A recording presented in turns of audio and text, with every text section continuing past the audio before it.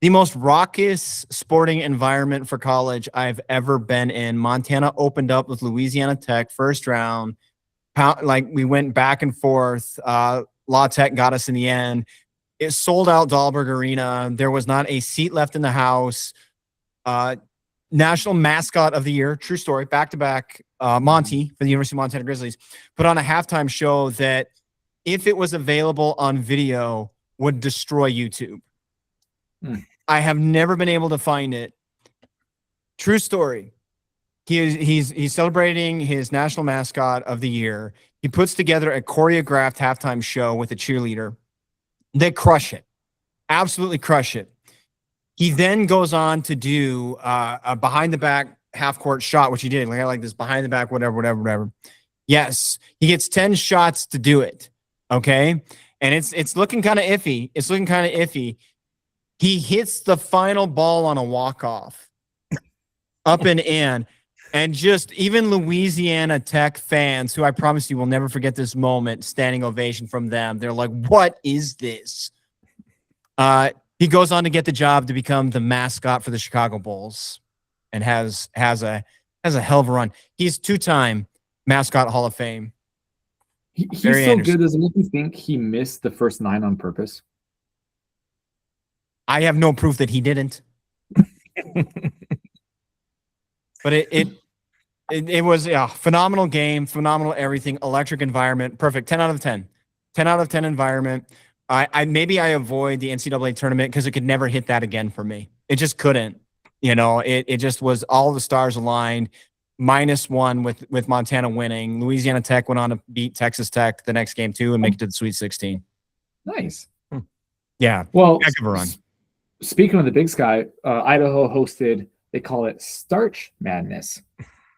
I love that. That's so funny. It's beautiful. Because of the potatoes. I had a friend who just took their kid to it. Oh, nice. Both boys and girls play at the same. Well, men and women play at the same time, which is amazing. Yeah, both Idaho won both, right? Yeah. University of Idaho. Yeah.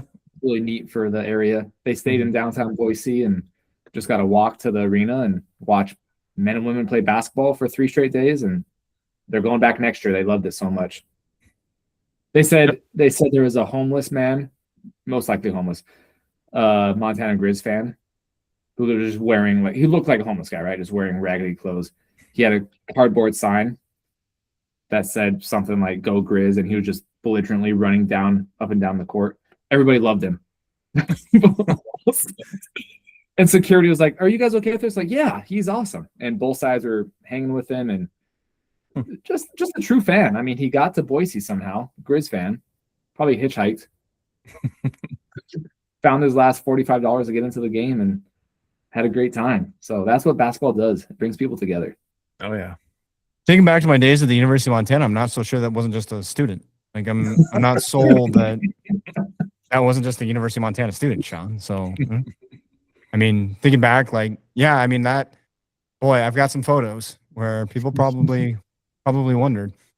No, I think that's some great thinking outside the box and turning something. Idaho being like nobody, and I mean nobody, comes into our house and beats us in a potato-themed tournament. If we don't have this, we don't have anything, So they rose to the occasion and peeled away the competition. They mashed them. Dang it! Beat me to it. They mashed them. I left you scalloped.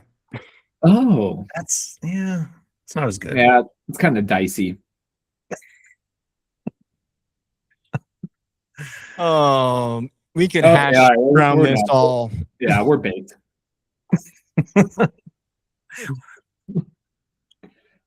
We're not baked. Sorry, Mom and Dad. Don't cancel the show.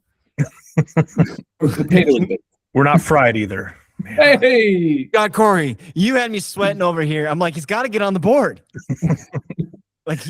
But when you did come in, yeah, I said I had to hash it out in my head. Okay. No, that's good. That's good. No, yeah, I'll fry that up. That's not bad. When you watch the playback, you will see that I did do a hash brown already, though. Oh man! All right, little lazy. Okay. In the Starch Olympics, Corey, Shoot. the rules might be stringent, but they are indeed the rules. So, quick around. Like I am once again blessed in the Bay, and I probably, if I were attending something, San Jose is not hosting the first round for men's, but they are the second round, Sweet 16 round, Yeah. third Oh, yeah. round. Yeah, Sweet 16. Yep. Elite 8, right? Yep. You got So- some great matchups in San Jose there. There's that. There's definitely that. And Yep. Corey, are you familiar with the venue? I believe it's our beloved Shark Tank. Yes. So there's room for a pun Ooh. on basketball, Shark Tank, something. And I'm not workshopping it right now, not in front of you. I don't want people to see our process. Yeah. Think about it. Come back to it. Put a pin in it. My question is, does Corey get discounted tickets to that? Say it happens next year. Yeah, if they were playing there next year, I believe I would have maybe not discounted, but I would have had right of first refusal or, kind of a pre-sale opportunity. Excellent. So for the men's, it's that. And then for the Final Four, Sacramento. The Sacramento Golden One Center has one of the brackets, and that to me would be the two that would catch my interest. Neither of my beloved Montana Grizzly teams are in it. I'm not sure if University of New Mexico Lobos got an at-large bid or not. I don't think they did, because the 5 seconds I put into filling out my brackets, because that's about what I put into it. I didn't see them. So when Montana makes a tournament, I always have them winning it all in whatever bracket I do, every single time. Yeah. Every bracket too. Like people are like, well, but do a second serious bracket. I'm like, that is my serious bracket. So opening round, do we have a location for men's? You guys might wanna I go got to? the list right here. Okay. Mine's easy, but go ahead. You guys can go Call first. back to a favorite of ours. Yeah, I'm gonna let Sean. I'm gonna let you have the obvious one. I Oh, mean, thank you. not obvious, but I think I know where your mind is here. Oh, I mean, no, it is obvious. You're right. So I'll let you have that my one. Thank you. It's my top 3 favorite cities of all time, and my favorite college basketball team, Michigan State, is playing in Buffalo, New York. If I was not coaching track in the spring, I promise you, I would have bought a ticket and been out there. Nice. That KeyBank Center. So hot right now. It is. Yeah, I mean, the closest one to me is Portland. That would be cool, but man, I'd go to San Diego. I've only been briefly one time. Thought it was great. I need to spend more time there. Yeah. Same time zone, not too far of a travel for me. I'm going to beautiful San Diego. Yeah, Arizona's playing there. They are so hot right now, as Chris would say. And you also have St. John's, who they're one of my picks to win it all. So you're gonna see some real good basketball in San Diego. Yeah, I think that's where I'd be heading. I could never throw my nose at San Diego. I've had a couple of trainings down there, and it is great. Oh my goodness, I do love me some San Diego. I like thumbing through this one. Buffalo was just the one that I was like, yeah, I could go for some WEC, good company, get back to KeyBank, and I definitely would hold out for the next rounds though, and the stuff that's local. I picked a first round to pick a first round, to be honest with you. But I am toying with the SAP Center, Shark Tank when not SAP Center, and Sacramento. That's intriguing. For the women's. For the women's first round, did anything like stand out to you guys that caught your interest? You got it, Sean? Yeah, Michigan State, a 5 seed. They're not a very strong women's team every year. So being a 5 seed is actually a really, really high mark for them. Love it. Yeah, you got it. So as a 5 seed to play Colorado State, I wouldn't mind watching that. But if I want to be in Buffalo, I haven't really looked at the Northeastern teams. Yeah, I'll probably say Michigan State just to see them play Colorado State and then How many? So they play at home first round. Second round, where does it go? Is it still at home, the highest seed? First and second campus sites, and then it looks like regionals, like the Sweet 16 and Elite Eight, Fort Worth and Sacramento. Sacramento is hot right now. Mhm. Literally and figuratively. Literally and figuratively, so hot right now. I'm going to Connecticut. This might entice me. I wish UConn was in the Sacramento. I'd like to see Coach. I'd like to see Gino one time before he hangs it up. You know, just one time before he calls it a career, because he's got to sometime, right? Like like not from his cold dead hands, I guess. Is that what we're staring down here? I'm not. Look, he's still obviously getting the job done because they're looking to go back to back this year, Right. but I would like to see Gino. I wish I would have gotten to see Pat Summitt coach. That is one fan regret I do have. I'm bummed. Oh, for crying out loud, Tarazi. That is a fan regret I had. I wish I would have seen Tarazi play one time before she hung it up, because she's my goat. Diana Taurasi's my goat.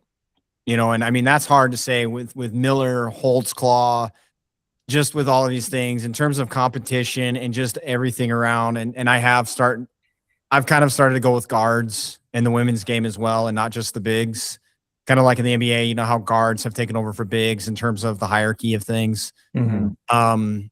You could make the point for bigs. I don't disagree, but Tarazi's my goat, and it's open. It's open for, like, someone could take it over. But yeah, I'd like to see UConn. Long story short, short story long. How about this matchup? Number 4 Minnesota, number 13 Green Bay. I could go for it. Ooh, I in got you. Minneapolis, right? Oh yeah. I'll go for that That's one. tempting. I see one that I got my eye on. Okay. I don't know much about the teams. Stephen F. Austin versus Missouri State. They're playing in a city I've never been to that I would like to travel to sometime. Austin, Texas. Okay. Okay. Okay. A destination as well as competition. Okay, I see you, Corey. But yeah, as far as the NCAA tournament goes, I really do. It's no longer on my bucket list. You know, and I don't know how much attending around impacts that sentiment. I don't have the urge. So I'm considering, I'd consider something local because it's local, and why not? As far as putting in the extra effort to attend something and making it a legitimate agenda item, at this juncture in my life, I'm out. Yeah, I think I'm with you. The March Madness is the ultimate TV sport because you can get 4 TVs, 4 games going on at the same time in different locations. If you're there, you're only going to be able to watch one game. So yeah, at the prices they're charging, I'm probably out. Classic Corey Hunker. Dang it. That was a great point, Corey. Oh, thank you. Because it is TV madness. But I would love to be part of energy. You know, I'm an energy guy. It's true. And I can't do spring sports. You guys know this, but if I could, I'd be all in. I would love to do a first round because that's when the fun upsets happen. I want to see a 13 over a 4, 12 over a 5. I'm not a huge fan of the Sweet 16, Elite 8. I mean, it's great. It's basketball, of course. I want to see the upset. I want to be there when that 14 seed knocks off the 3 seed. So Minnesota, did they even make the tournament, Sean? Men's, no, overrated. No longer rated. No court storming there. Rated, yeah. Yeah, exactly. You can't be rated for something you're not in. It's not possible.